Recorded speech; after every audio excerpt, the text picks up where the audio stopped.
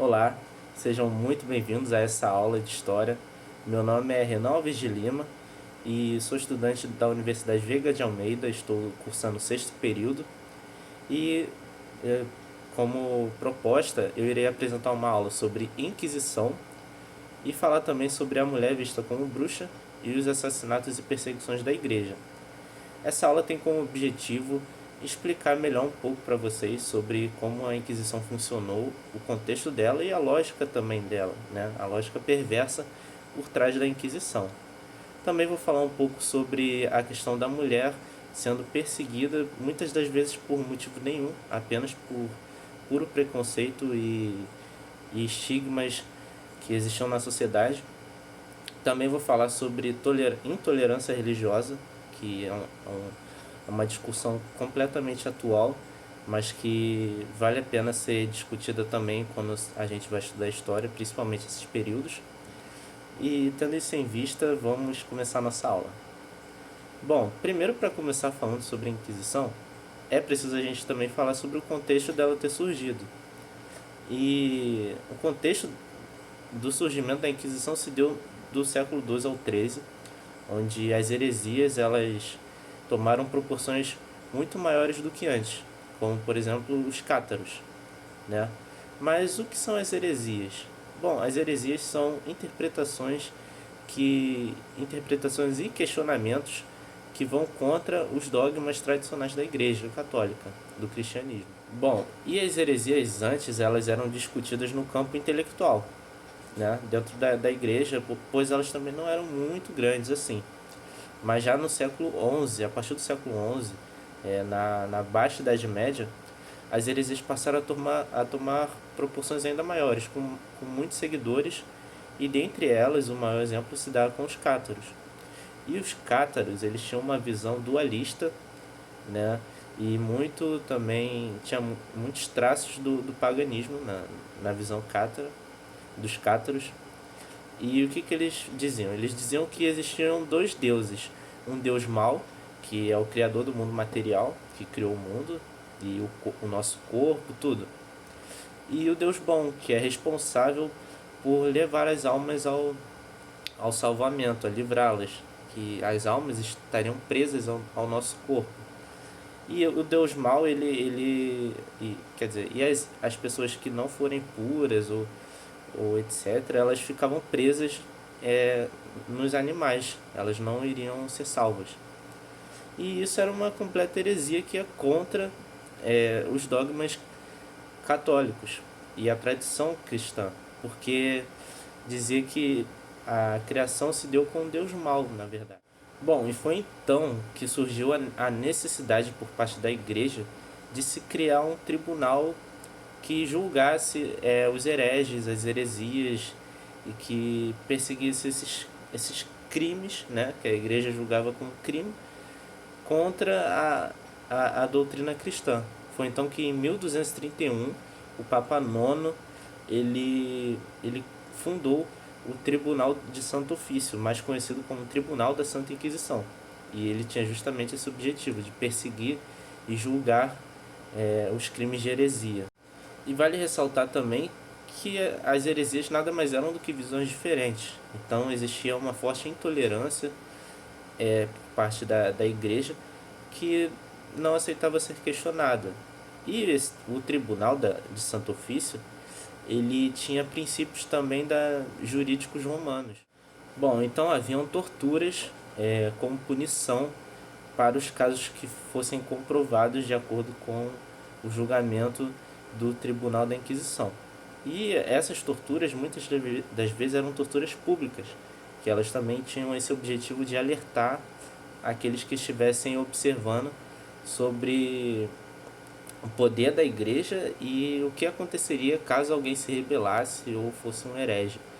Então existiam, por exemplo, empalamento, que era uma tortura cruel demais, que enfiava-se uma estaca no meio da pessoa e às vezes ela ficava ali por dias, porque ela não morria de imediato. Então era uma tortura horrível. Tinha também a fogueira, que é a mais conhecida por todos, e a fogueira ela tinha como objetivo purificar a alma. porque a igreja dizia que o fogo ele era responsável por purificar a alma da pessoa que não se arrependesse de seus pecados. Então, outro detalhe também importante de se mencionar quando a gente está estudando a Inquisição é que as punições tinham como objetivo que o acusado se arrependesse de seus pecados e confessasse os seus pecados. O que, na verdade, qualquer um que fosse torturado, qualquer um que é torturado, seja na Idade Média, na Baixa Idade Média, na Idade Moderna ou na ditadura militar brasileira, qualquer um que é torturado vai acabar falando alguma coisa para passar daquele livramento. E às vezes a mesma pessoa se arrependendo, confessando, ela morria porque a tortura era horrível, ninguém aguentava passar por aquilo. E, e eles tinham a crença de que caso o arrependimento ele vinha através da dor e da tortura. Bom, e vale também destacar que mulheres, por exemplo, que fossem acusadas de adultério, que fizessem um aborto, elas eram também acusadas no tribunal, porque isso era uma heresia. Então, existe também existe também relatos de mulheres que eram acusadas assim injustamente por adultério, sendo que elas não eram culpadas e acabavam sendo acusadas de heresia por conta desse pensamento. Mas ao contrário do que muitos acreditam, né, a caça às bruxas ela foi intensificada mesmo já na Idade Moderna. E no livro História da Bruxaria, que é um livro muito bom para desmistificar conceitos e preconceitos sobre a bruxaria, na página 91 fala sobre isso. E o que diz na página 91? Por volta de 1300, todos os elementos da bruxaria europeia tinham sido reunidos. No século e meio subsequente, o medo das bruxas propagou-se gradualmente por toda a Europa.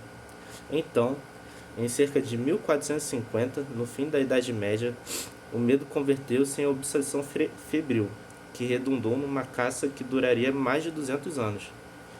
A ideia popular de que a caça às bruxas foi um fenômeno medieval é fruto de um falso preconceito que vincula tudo o que é ruim ao clericarismo da chamada Idade das Trevas. Pelo contrário, a caça às bruxas foi produto da Renascença e da Reforma. E na página 95 também é complementado. As sanções legais contra a bruxaria se endureceram continuamente à medida que se consolidava a noção de que toda a feitiçaria envolvia um pacto com o diabo. A crescente severidade da teoria legal igualava-se a cada vez maior crueldade da prática legal. Cada nova prova pretensamente irrefutável de crime de bruxaria e cada condenação do réu justificavam medidas implacáveis, incluindo a tortura, que por sua vez produzia mais confissões. Foi até o que a gente estava comentando sobre os casos da Baixa Idade Média de tortura, que as pessoas acabavam confessando e gerando maiores perseguições. Mas na Idade Moderna houve-se uma histeria coletiva perante a bruxaria. Se antes existia apenas um medo dos estereótipos da bruxaria, na Idade Moderna isso se intensificou a uma histeria e uma perseguição realmente à bruxaria. E mais em específico, às mulheres, porque os homens que eram acusados de bruxaria, na maioria das vezes, eram porque eles estavam relacionados com mulheres que já foram acusadas de bruxaria. Então, mesmo assim, a mulher ela era vista como culpada. Isso se dá também pelo fato de acreditarem que a mulher ela era mais propensa a cair em tentações do diabo, por conta da história de Eva, etc., o que foi uma interpretação completamente errada da própria Bíblia.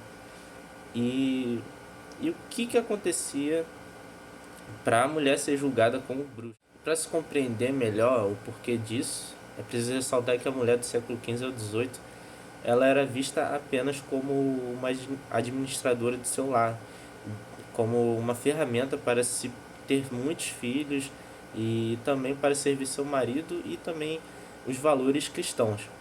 Então, qualquer mulher que fosse contra algo desses fatores, ela já era passível de acusação de ser bruxa e perseguida e por fim morta. E um exemplo disso se dá com o caso das bruxas de Salem, né? Que elas foram perseguidas porque duas crianças se encontraram enfermas e elas foram diagnosticadas como embruxadas.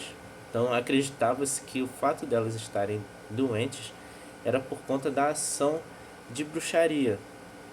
E por conta disso, mulheres que já eram vistas como suspeitas de serem bruxas, de acordo com a histeria coletiva, foram queimadas, foram perseguidas e mortas por conta disso. E hoje esse caso também é um grande exemplo de como a intolerância religiosa é responsável pela perseguição de grupos sociais e de minorias sociais também. Bom, agora falando sobre um pouco mais sobre as acusações que as mulheres sofriam, por exemplo, enfermidades, pestes, colheitas que acabaram sendo ruins por conta de condições climáticas, já era motivo para se suspeitar de práticas de bruxaria. Também tudo era motivo. Por exemplo, uma mulher que fosse muito rica já era suspeita, já olhavam ela com outro olhar. Uma mulher que fosse muito pobre também, porque já começavam a duvidar do seu caráter. Então, tudo era motivo da dúvida, da histeria. Bom, por exemplo, na França, de 1580 a mais ou menos 1599, houve-se diversas crises na questão da colheita, por condições climáticas. E, por conta disso, muitas mulheres foram perseguidas por serem acusadas de estarem gerando essa péssima colheita, de estarem praticando bruxaria.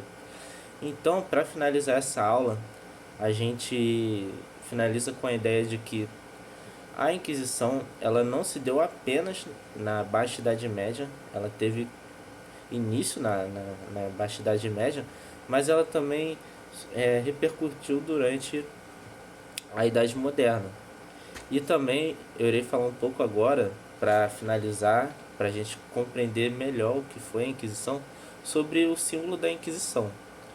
E o símbolo da Inquisição tem a espada, que representa a punição contra quem ia contra os dogmas da igreja, contra quem praticava as heresias e bruxarias. Havia também a cruz, que representa Cristo e os valores cristãos. E havia também um ramo, que representava o arrependimento daquele que fosse acusado e, portanto, seu reconciliamento com a sociedade. Então, esse símbolo resume um pouco o caráter que foi o contexto da Inquisição e como funcionava a lógica da Inquisição. E também nessa aula a gente pôde ver como a mulher foi perseguida nesse período histórico e também pudemos entender os motivos que trouxeram o surgimento da Inquisição e o seu evoluir com o passar da história.